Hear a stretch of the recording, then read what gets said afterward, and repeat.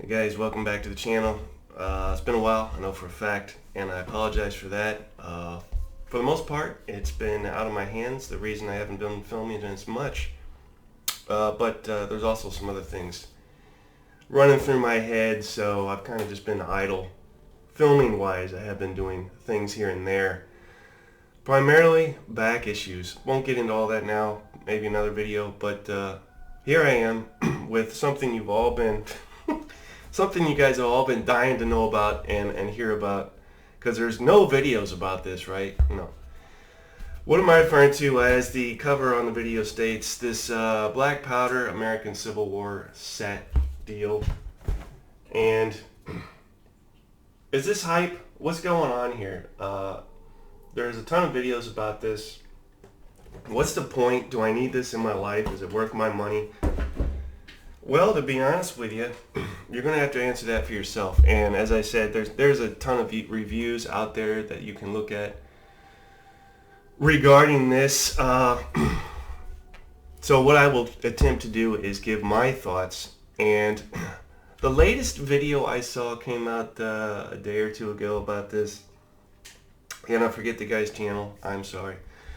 But for the most part, he liked it. He was a little puzzled as to the audience or the marketing target group for this specifically, and he had one or two other complaints, and I'll try and address those in this video. But again, I can only really speak for myself, so that's what I will do. I won't attempt to speak for everybody. But when I first saw this available, I thought, hey, this is the time to get into American Civil War tabletop miniature stuff. I don't have any of this stuff to throw on the tabletop. Obviously, I've got some cardboard I can throw on the table, but as far as miniatures go, I'm these days balancing and riffing back and forth between miniatures and cardboard. But I thought, hey, this is a perfect opportunity to get into some American Civil War miniatures gaming. And I had always considered not just the Civil War, but miniatures, and perhaps some of you as well, hopping into anything miniatures is a high barrier of entry, right? You have to accumulate the stuff, enough of it to make it worth your while to play. It can become expensive. It can become time consuming with the painting. Assembly even, setup can be probably a little daunting for some folks. And that's not to mention, you know, even if you just get a box of miniatures, well, you got to have some terrain to throw them on, buildings, trees, etc. So I can understand where it might be intimidating for a lot of folks to get into this. In the past, I've gotten into Flames of War, probably the most, and then some Napoleonics. But with me and Napoleonics, I am, for whatever reason, content just buying masses of box sets of Risk games and mounting those figures on bases and using those. Now, that may not fit everybody's bill. You're going to have a uniformity of look between units and sides. All I've really done is spray painted either side their respective color. For those of you that haven't seen, there's tons of those videos on this channel, and you can check out how I approach that. That is pretty much the extent of any miniatures stuff that I have or am doing until this. And when I saw this, I thought, okay, I'm not against the Civil War, American Civil War. Napoleonics is more my thing. But I have to say the value of this stuff, at least with this starter set, the overall value is something that I couldn't pass up. And without doing a complete unboxing, I mean, you get a ton of sprues in here when it comes to artillery, commanders, infantry. For both sides, it isn't just one army and then find an opponent that has another army. You can have and field by yourself two opposing armies. And when it comes to the painting thing, unless you're a complete stickler about it, that they're already represented, the colors. So Union and counterfeits, or as you guys like to call them, Confederates. So the Union and counterfeits are already painted such that you don't really need to paint them. You can just slap them on the table out of the box. Now, I understand a number of you are going to want to paint them, and that's perfectly fine. I commend you. I'm not one of those. I'd rather spend time gaming, and these are small enough that when they're on the table, they don't look bad without a ton of paint schemes and colors and detail. As you get up in scale with, say, this 28 millimeter Napoleonic stuff I have rotting over here because it's not painted, you can put it on the table, but it just doesn't look good being the size that it is, as big as it is on the table with no paint. I've tried twice, 2 separate times, to paint that 28 millimeter Napoleonic stuff. Both times have come out crappy. So where I thought I was a decent painter, I guess it only applies to 15 millimeter or smaller. I learned a tough lesson. I always thought it was harder to paint tinier things, but that's not the case. When you paint that bigger stuff, it's less forgiving when it comes to detail and mistakes, etc. So all I really managed to do was paint some 15 millimeter Flames of War stuff back in the day. Thought I was good. That was it, though. Learned a lesson. That said, I guess I could paint these guys. But again, I don't know what it is, but psychologically, aesthetically, with me, it doesn't bother me just being blue and gray. And I've mounted the flags on these, and you can take it for what it's worth. Probably, I think the counterfeit guys are a bit better flag size-wise, opposed to the Union. Union's flags could probably be a bit bigger. Now, what am I talking about with these flags? I'm hopping all over the place here. Bear with me. The flags that come with the game are, in my opinion, too small. So, being that I work at a library and have access to color copiers anytime I want, I blew them up bigger, and I think I made them 25% bigger. You could probably even go 50% bigger, but 25% is what I did, and that's what you see here. And again, I could probably have even gone bigger, but that's something to bear in mind as well, and it's a minor, a trivial thing. But again, to go back to the box set itself, this is the starter set. You get a ton of stuff in here, artillery, infantry, commanders that you can field right out of the box. Now, it comes with bases, right? And here's the thing with bases. Bases can be just as much work, depending on how good you want them to look, as the troops themselves, honestly. And what they come with is little pegs when you clip them off the sprue.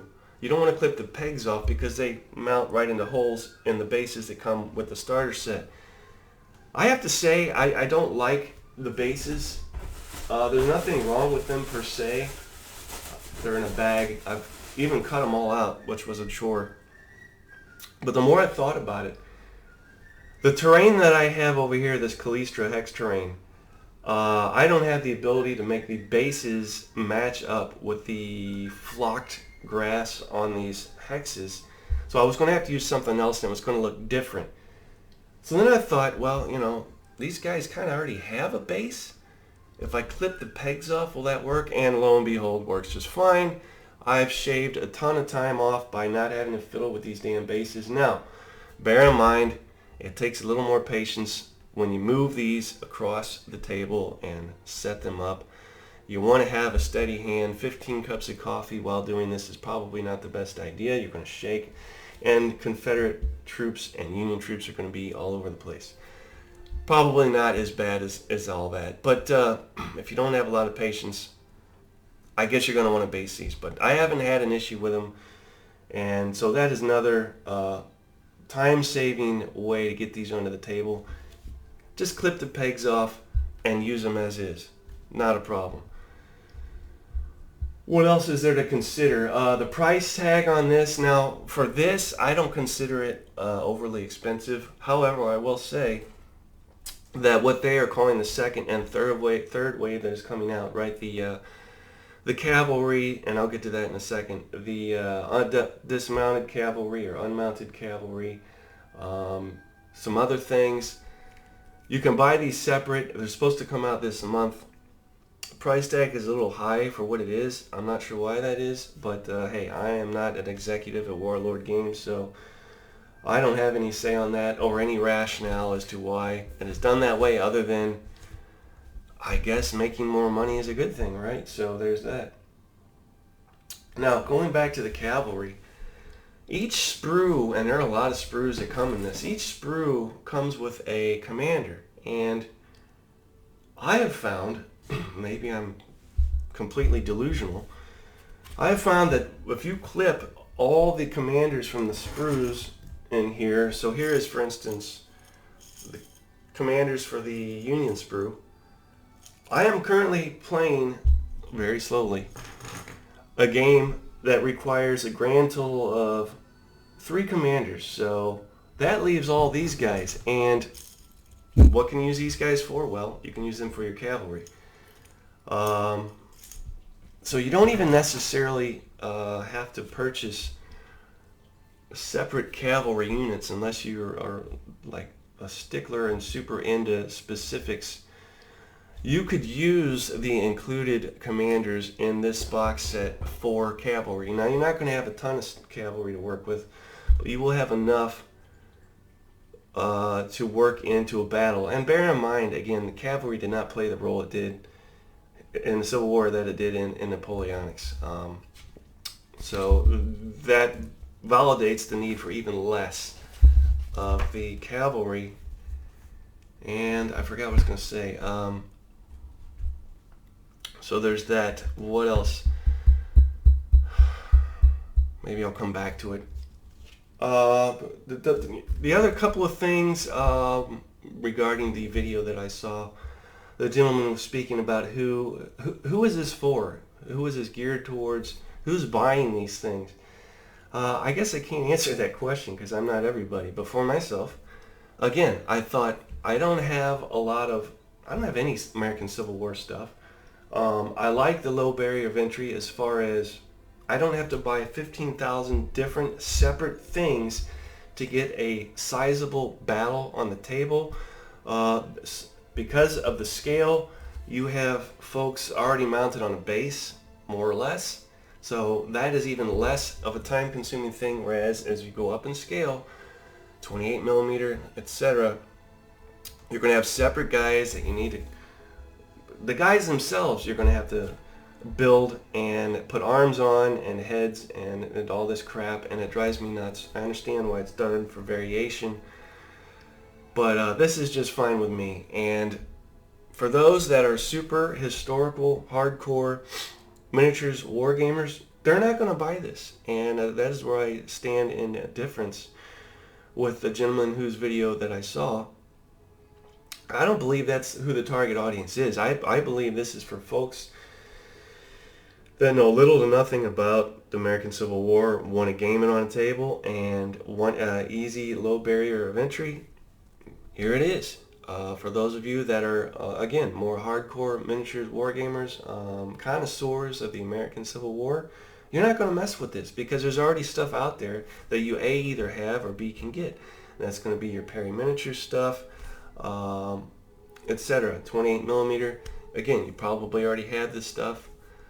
And the historical detail of these miniatures is going to be more appropriate. It's going to be a little more in your wheelhouse when it comes to painting, etc. Those are the things that are going to appeal to the hardcore miniatures American Civil War wargamer. I will argue that this won't. If those of you that are out there are seasoned miniatures veterans and you're picking this up, it's probably out of morbid curiosity. You'll probably end up selling this when you're done with the hype, and I will admit there's a ton of hype going on around this title, and I am not helping in that respect, but I also see hope in this product line. Now, why do I say that? I see hope in this because this is just the beginning of what they are calling the Epic Battle Series.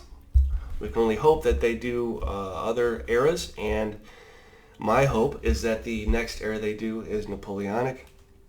I would be interested to know how they approach that. No lack of a variety when it comes to Napoleonic units, nationalities, uniforms, etc. So it would be interesting to see how they would approach that. But my hope is they do that next. They probably won't. They'll probably do Ancients or something along those lines, which interests me minimally. But to each their own. So I do see hope in the product line. You can buy the box set, have it on the table without basing, without painting. If you want to throw some flags on there, that option's available. The only thing you really need to worry about is the terrain to put this stuff on.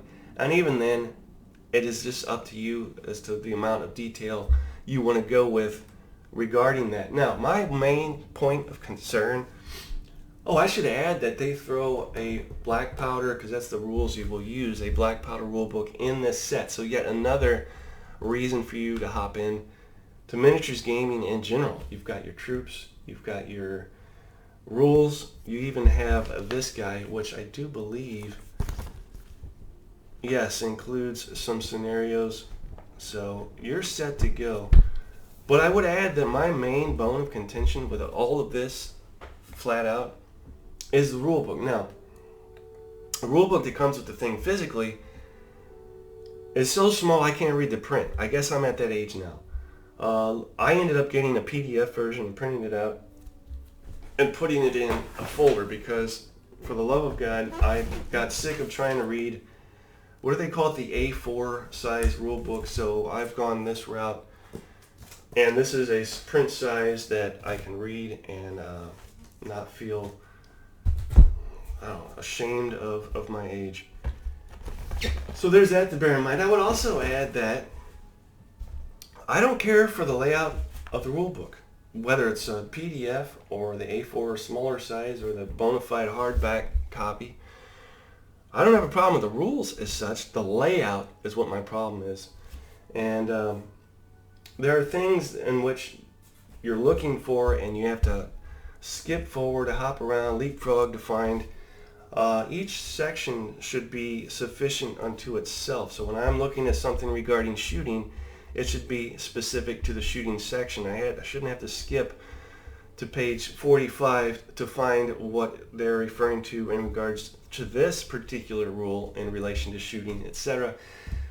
Maybe it's just a me thing, but the rule book, the layout, if they ever do, and this is in fact version 2 of the black powder rules. If they do another version, I would hope that the layout would be a little more user-friendly.